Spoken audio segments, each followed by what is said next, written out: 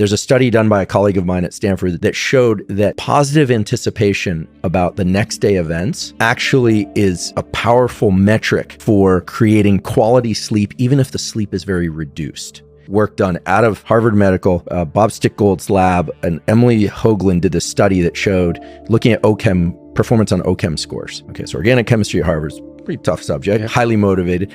A number of very good control groups in this study. What she showed was that consistency of total sleep duration was far more important for performance on these exams than total sleep duration itself. So it's not that just getting more sleep allows you to perform better.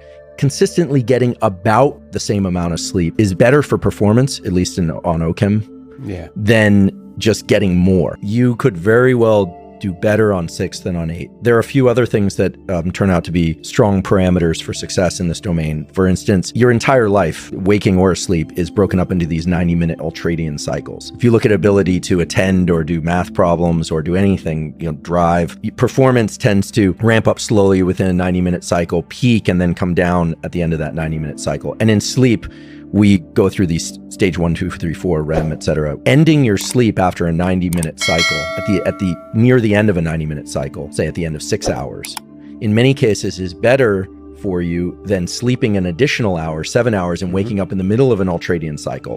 And there are a few apps that can measure this based on body movements and things like that have your alarm go off at the end of an ultradian cycle. If you wake up in the middle of an ultradian cycle, sometimes, not always, you can be very groggy for a long period of time. I certainly do better on 6 hours than I do on 7. I happen to like an 8-hour sleep. It feels great, but I haven't slept an entire 8 hours without waking up in the middle of the night at some point in, I don't know, forever. I can't remember. It's probably some point in infancy, and I function well during the day. I think that's an important parameter, is how do you feel during the day?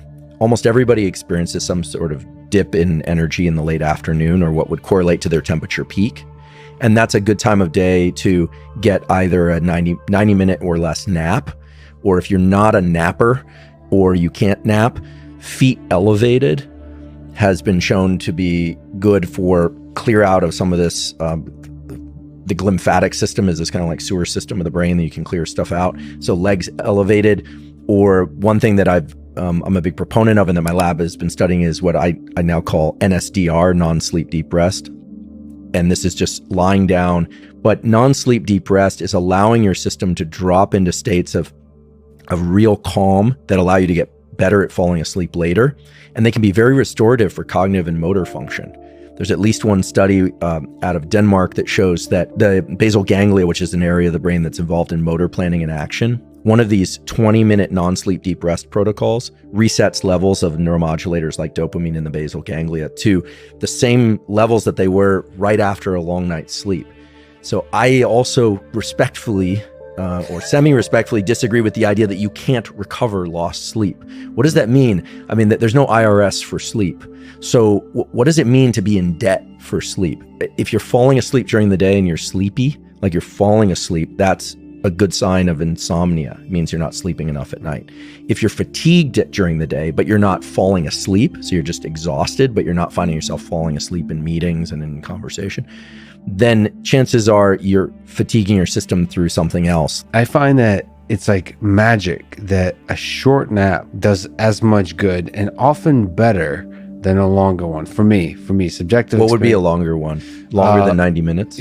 No, like 90 minutes or a bit longer than 90 minutes, like 2 hours. Yeah, that's starting to drop you into REM sleep. And even if it's a tiny amount of REM sleep, people can come out of those naps kind of disoriented. Right. I mean, remember, in sleep, space and time are totally uncoupled. And so that's an odd state to re-enter the world in if you're not going to stay there for a while, like for a good night's sleep. I think a 20-minute nap is pretty fantastic. Would you say that's if you were to recommend to the general, it's very weird to recommend anything to the general populace because obviously it's very person specific, but what's a good one where you say to friends? Is 20 minutes? 20 or 30 minutes, because unless you're sleep deprived, you're going to stay out of REM sleep, rapid eye movement sleep. If you're sleep deprived, you'll drop right into it. If you've ever traveled and you're really jet lagged, you go to the hotel, you lay down for 1 second, all of a sudden you're just like, you're in a psychedelic dream, which can be pretty great too.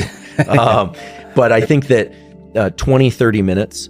And if you can't sleep, some people have trouble napping, then learning to relax the body as much as possible, like trying to remove all expression from your face, completely letting your body kind of float